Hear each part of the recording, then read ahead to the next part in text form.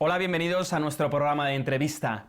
Actualmente la educación está al servicio del poder y las empresas. Esta es una de las muchas frases incisivas de nuestro invitado de hoy. Es Claudio Naranjo, un revolucionario de la educación, un sabio del siglo XXI. Bienvenido, Claudio, de nuevo a Moscú. Hemos sido testigos en las últimas décadas de los progresos que ha habido en la ciencia, en la tecnología. Por desgracia no se puede decir lo mismo del sistema educativo. Sí, no se puede decir eso del sistema educativo ni del nivel moral de la gente. Estuve en una reunión en Moscú hace poco en que un ruso comentaba el desnivel entre el progreso tecnológico y el progreso ético. ¿Por qué pasa eso? Yo creo que en la educación, la misión de la educación, pero la misión inconfesada de la educación, es mantener a la gente igual, que no cambie. La educación, yo digo que es el socio invisible de lo que Eisenhower llamaba el complejo militar industrial.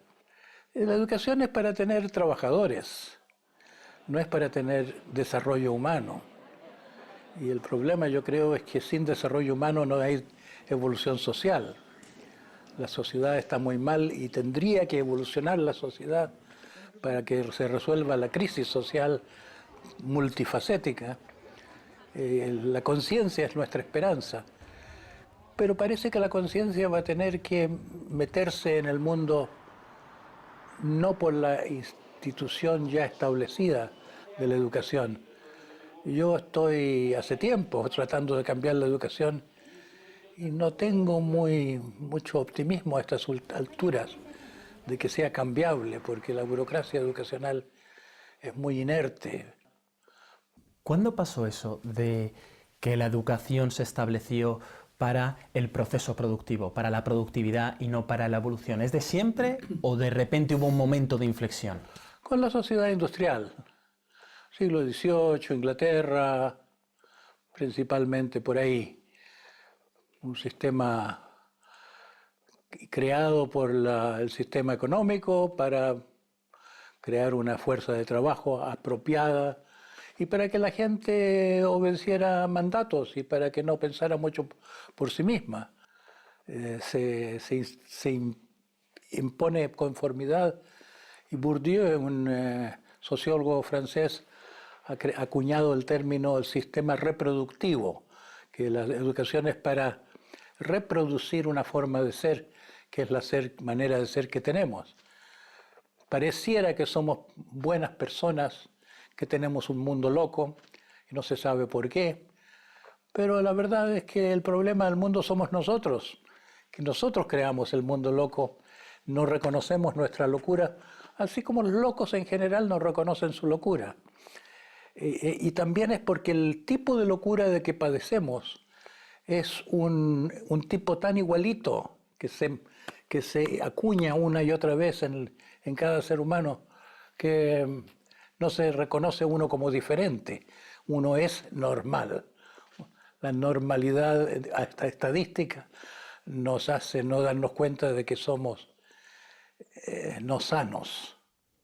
Tiene una connotación muy positiva el concepto normal y el concepto anormal, sin embargo, te hace estar medio excluido, ¿no? Claro, hay que ser normal, porque hay un imperativo de conformidad. Hay que ser como todos somos. Y eso como todos somos, yo lo llamo la mente patriarcal. Una mente voraz. Queremos más, queremos crecer, queremos dominar, una mente hegemónica que quiere competir y llegar al tope antes que otros, una mente represiva, una mente que no le da espacio al niño interior, no es sensible, la gente no sabe lo que le está pasando. Las mujeres saben un poquito más lo que les pasa que los hombres, pero no se les permite hablar demasiado. ¿Por qué saben más las mujeres? Yo creo que están un poquito más vivas porque su trabajo es humano, están cuidando a los hijos. La experiencia de la maternidad los mantiene un poco más cerca de la vida. Los hombres están en el mundo del dinero y el trabajo para el dinero y el pensamiento abstracto. Yo creo que eso les permite olvidarse un poco más de su sentir, de su parte emocional. Usted habla de que en cierta medida se impone este tipo de sistema educativo y esta manera de pensar y esta manera de instruir o domesticar. ¿Quién la impone? Muy buena pregunta. La impone el sistema y no se puede decir que la imponga determinada persona. Yo he hablado con muchos ministros de educación en mi vida y no puedo decir que sean los ministros de la educación los responsables de cómo va la educación en un país determinado. Los ministros tienen poca elección, llegan elegidos a un gabinete donde ya está un grupo humano que tiene una forma de pensar y ese sistema de pensar es un pensamiento sistémico que encarna en muchos y no en una persona el que manda. Yo creo que es lo que es más cercano sociológicamente al concepto antiguo del diablo, que está en todas partes y no se lo puede ver, que no se sabe a quién echarle la culpa. De lo retrógrado, uno dice la educación es ignorante, pero ¿quién es el ignorante que manda que las cosas sean así? Es como una corriente que los lleva a todos, y esa corriente ya no está en nadie, es un fenómeno social. Pero en esa construcción que hubo, esa torre que se construyó, opaca sobre el sistema educativo, donde la gente se pregunta, lo tenemos en Chile, en México, en España, acerca del sistema público, pero realmente sobre las raíces del sistema no hay muchas preguntas o hay menos preguntas en estos momentos. ¿Quién construye eso? Ya tiene tal vez poco sentido preguntar quién lo construyó en el pasado. Principalmente fue un poco como de perogrullo que la gente, siendo como era, construyeron una educación un poco orgullosamente para que nuestros hijos compartan nuestros valores, sin darse cuenta que al querer que sus hijos fueran iguales a ellos, estaban transmitiendo sus plagas. Transmitir una mentalidad que uno no reconoce, que es una mentalidad que debía corregirse, sanarse. Es algo así como transmitir una plaga. La gente ha idealizado mucho su manera de ser a través de los siglos y siglos de la cultura. Es como si el levantar banderas patrióticas o el levantar banderas religiosas o hablar de grandes causas tapara lo bárbaro que ha sido la civilización. La civilización ha sido creada por bárbaros, fue creada por gente que pasó mucho hambre, que emigró, que tuvo que matar para sobrevivir. Los que empezaron siendo cazadores tuvieron que acostumbrarse a ser depredadores, a vivir de otros pueblos, de la gente que encontraba en sus caminos, como los mongoles hasta hace poco. Aquí en Rusia los mongoles han sido un poco la imagen del bárbaro. Pero nosotros tenemos un sistema económico bárbaro también. Ya es todo tan abstracto que no se ve dónde está el bárbaro. Parece que el sistema económico fuera también muy intencionado, muy bien intencionado, que no hay nadie que lo maneja. Parecería que todo es muy racional. Yo digo que es muy irracional ser racional, porque la razón no ve las cosas en contexto. La razón puede permitir que tengamos un sistema económico al cual el hombre tenía que adaptarse como a un déspota, en lugar de ser un sistema económico que se adapta a la medida del hombre y a las necesidades del hombre. Porque al final, ¿somos cazadores o somos cazados? Ahora somos cazadores cazados. Ahora somos una sociedad que parece que ya no es de déspotas y oprimidos, parece que fuera solo de oprimidos. Pero es un juego mágico, un truco eso de que hay solo oprimidos. Y se dice que la opresión es las leyes del mercado que nos oprimen. Es algo que los economistas se especializan en presentar en forma muy científica que no hay alternativa. Pero yo creo que la economía es una pseudo profesión para justificar la vida económica que impera. ¿Cuál es la alternativa? En el mundo económico la economía sería la alternativa sería una economía ética. La economía no es ética, pero es una economía justa, una economía a medida del hombre, una medida que sirva a las necesidades humanas, no sería tan difícil de concebir. Lo que es difícil es concebir cómo cambiar de una forma a otra forma, porque hay personas que están muy interesadas en que las cosas sigan iguales y estas personas tienen poder. El poder del dinero, son personas que manejan el mercado. Hemos visto que se han intentado cambiar las sociedades a través de la guerra, a través de la revolución de ideas, pero usted mantiene que el cambio es a través de la educación. Yo mantengo que el cambio es a través de la conciencia, que otra manera de ver, otra manera de sentir, otra manera de comprender, otra manera de ser.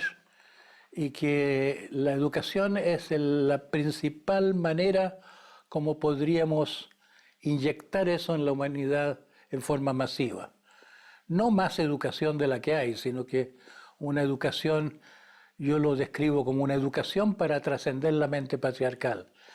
Es como si fuéramos personas dotadas de 3 cerebros, uno que es el cerebro que refleja al padre, el principio de autoridad que manda sobre nosotros, otro es un cerebro materno, el cerebro que heredamos de los mamíferos, es un cerebro relacional, amoroso, que es capaz de sentir empatía, que es capaz de colaboración, que está como eclipsado. Y un cerebro que es como el hijo dentro de nosotros, como el niño interior, que está amordazado, está en el fondo demonizado, porque el hijo es también el animal. Somos tercera parte de nosotros es reptil, criatura de instintos. Y el instinto está en la especie humana domesticada. De generación en generación, las madres con las mejores intenciones domestican a sus hijos, civilizándolos para que ya no se guíen por el principio del placer, sino que se guíen por el principio del deber. En eso consiste la domesticación y la civilización. Nos enorgullecemos de estar por encima de la naturaleza, de vivir de acuerdo a ideales, de vivir de acuerdo a deberes. Los primitivos no tienen esa dicotomía y por eso tienen vidas más sanas, porque viven con su cerebro animal. El cerebro animal no es malo, no es tan competitivo como el humano, no tiene la crueldad del cerebro humano, no crea los daños que crea el cerebro humano. ¿Pero por qué tenemos ese concepto peyorativo de la naturaleza? Probablemente porque en algún momento de la historia tuvimos que violar el estado natural para sobrevivir matando, callando a las mujeres que con su compasión hacia los hijos no hubieran querido esos excesos guerreros. La civilización empezó con la esclavización de personas.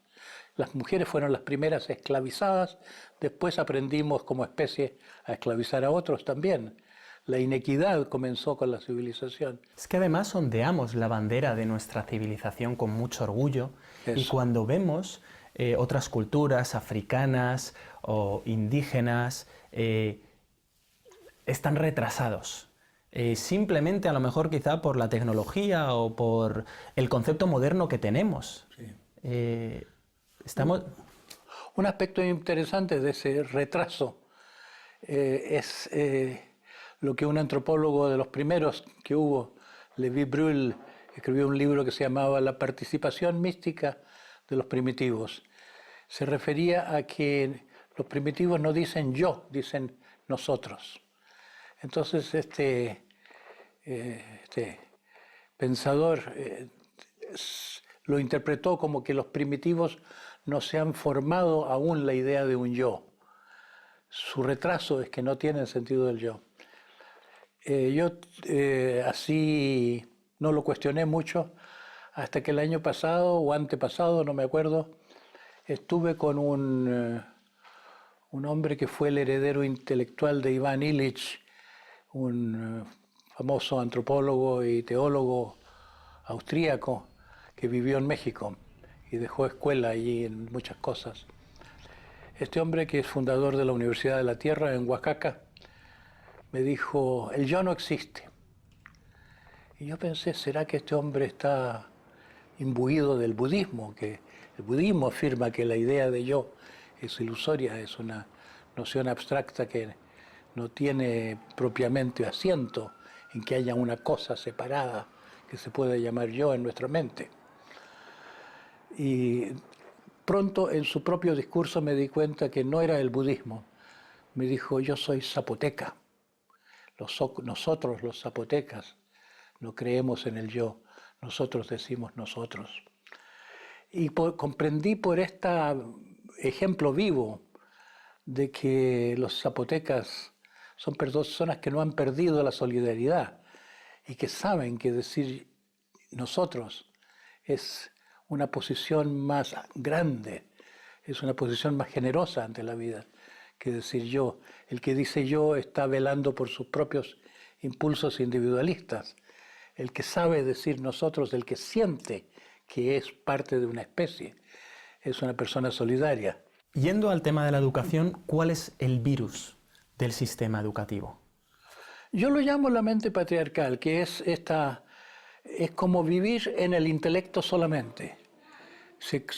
Educar es una situación en que un profesor instruye, y instruir es traspasar información, como si lo más alto que pudiera el ser humano es estar informado. Y en la era de la información casi no sirve eso. Además que los alumnos se ven idiotizados si tienen que estar a la altura de un maestro irrelevante que parece que no se interesa en entenderlos, que se interesa solo en embutirles algo que en forma obligatoria. Y se le mete conocimiento como si el conocimiento fuera la prioridad de la vida.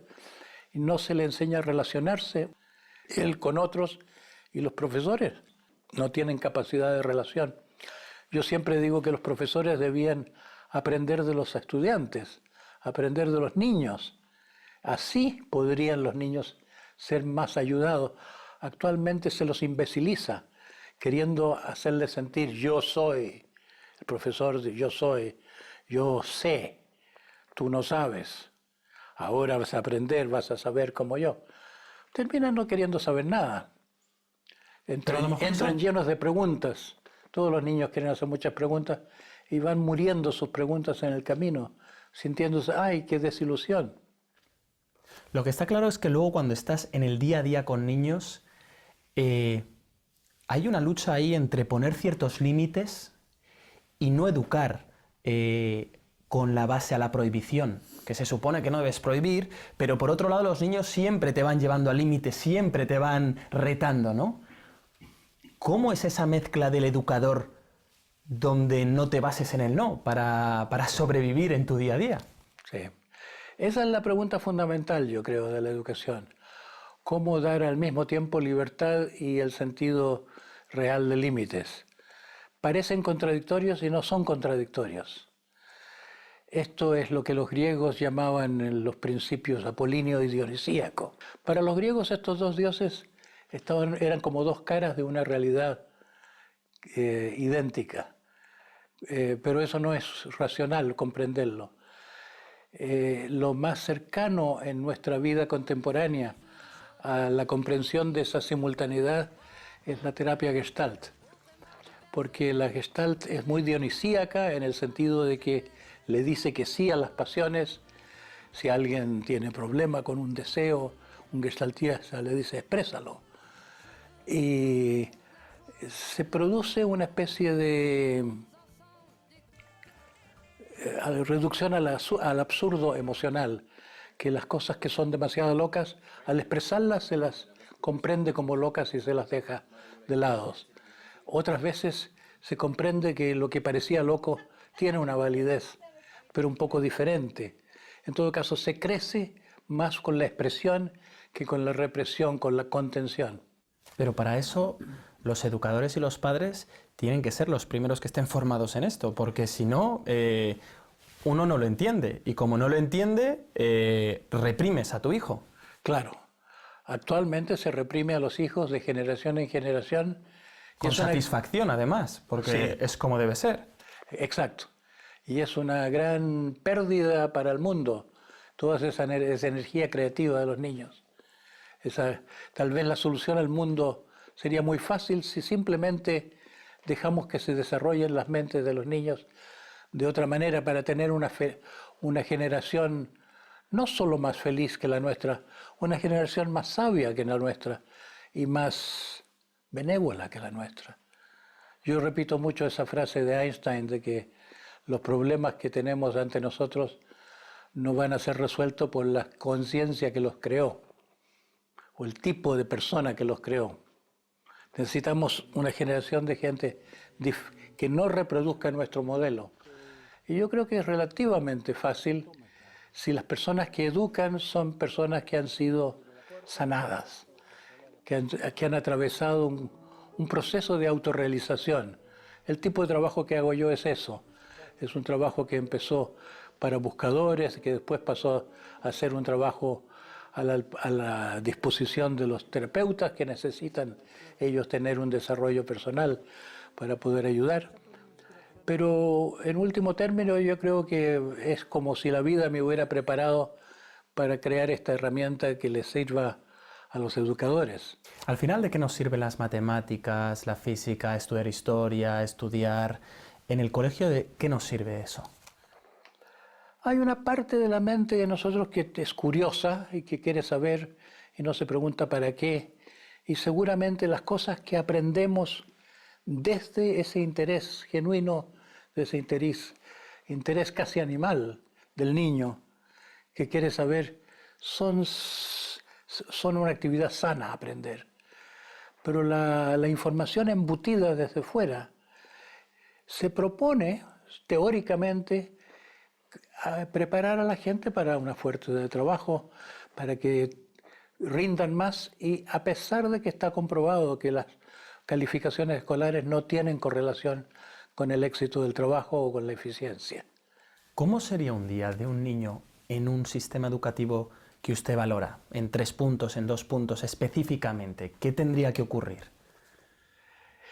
Se le enseña muy poco y se le ayuda a aprender. Ayudarle a aprender a un niño es muy distinto de enseñarle. Hay escuelas así, las escuelas Montessori, las escuelas Waldorf, son sistemas así. La escuela Pestalozzi, que existió hasta hace muy poquito en Ecuador, formada por una alemana y un suizo, una pareja de grandes educadores, le hacían firmar a los padres una declaración de que a su hijo no se le enseñaría nada. Los padres, para que se matriculara un niño, tenían que declararse conformes con que el niño, claro que aprendería mucho, pero no se le enseñaría nada. Entonces se va a cierta hora se le leen cuentos, a cierta hora se le presentan materiales para armar, puzzles matemáticos o cosas espaciales, desarrollo de habilidades mecánicas, deportes, otra cosa. Se los acompaña en sus actividades de una manera como debía ser la actividad de padres, más bien que la actividad de un sistema rígido de escolaridad en que se trata con masas humanas como en un sistema industrial, de la correa en que poco a poco cada uno hace un pedacito de la función, pero nadie tiene la visión de conjunto. Quizá la palabra más importante en este mundo, no sé si está de acuerdo, puede ser la palabra amor. Sí. ¿Por qué no está presente tampoco en nuestra educación esa palabra? Yo creo que es porque llegó un momento en la historia de la cultura en que el ideal cristiano se consideró una ilusión. Se consideró que había fracasado el proyecto cristiano. El amor al prójimo, el amor a sí mismo, se empezó a sentir de una manera cínica, y con cierta razón. Pero Se relegó entonces la palabra a la poesía, pero decir esto no es científico, esto no es válido, por lo tanto no debe entrar en la burocracia, no debe entrar en el mundo académico, no en el mundo que nosotros estamos construyendo, los modernos. Ahora, si vamos un paso más allá y preguntamos por qué no resultó el proyecto cristiano, por qué la prédica cristiana de amarás a tu prójimo no funcionó, mi teoría sobre eso es que para amar a otro hay que amarse a uno mismo primero. Y así como se enseña altruismo, hay un tabú al egoísmo que complica mucho las cosas. Nosotros los que trabajamos en terapia, y yo he trabajado muchísimos años en terapia, sabemos que la gente no se ama a sí misma, sino que se persigue a sí misma, se culpa a sí misma, se desvaloriza a sí misma, se trata a uno mismo como un capataz, a un obrero, o como un esclavizador, a un esclavo. ¿Por qué nos gusta autoflagelarnos? ¿Por qué? ¿Está dentro de nosotros? ¿O es por la educación? Sí. ¿O es por cómo hemos sido tratados? La crianza. Al niño se lo rodea de no. Al niño se le enseña a no seguir sus impulsos, no seguir lo que Freud llamaba el principio del placer. El niño se le enseña que el principio de realidad debe venir antes que el principio del placer. Hay una acusación de que el placer es malo, es criminal, que hay que sacarse de adentro. El proceso terapéutico es uno que lleva a ciertas personas privilegiadas que tienen bastante paciencia para hacer este trabajo, bastante fe en que esto les está sirviendo. Llegan a una libertad que es como haberse sacado del policía interior. Poder finalmente confiar que uno puede ser como es y es bueno. Uno es una buena persona sin necesidad de obligación de ser bueno. Es como dicen las religiones, el Cristo interior o el Buda interior. Somos Budas que no sabemos que somos Budas, según el budista. Somos seres más perfectos de lo que sabemos, de lo que aparecemos, pero que nos juzgamos tanto que nos volvemos imperfectos. Se nos acaba el tiempo, Claudio. Muchísimas gracias y ojalá que aprendamos a mirarnos primero a nosotros mismos de una manera más limpia. Muchas gracias. Gracias a ti. Pues con esa idea de que en nuestra conciencia está la posibilidad del cambio, nos despedimos. Será hasta la próxima.